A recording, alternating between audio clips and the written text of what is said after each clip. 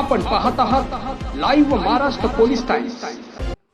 समाज कल्याण विभाग विविध पदांसाठी भरती प्रक्रिया ऑनलाईन परीक्षेचे वेळापत्रक जाहीर झाले आहे।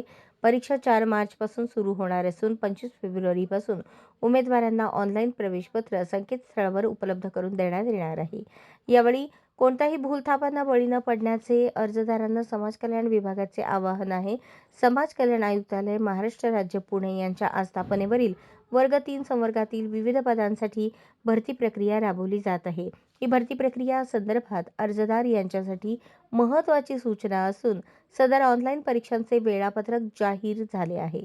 सदर कम्प्युटर बेस्ड ऑनलाईन परीक्षा ही आगामी 4 ते 19 मार्च दरम्यान विविध सत्रांमध्ये घेण्यात येणार आहे।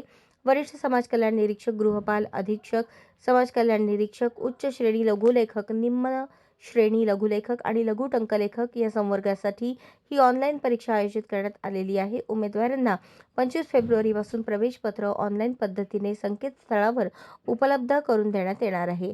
यामध्ये महत्त्वाच्या सूचनांसंदर्भात माहितीचा देखील समावेश असेल।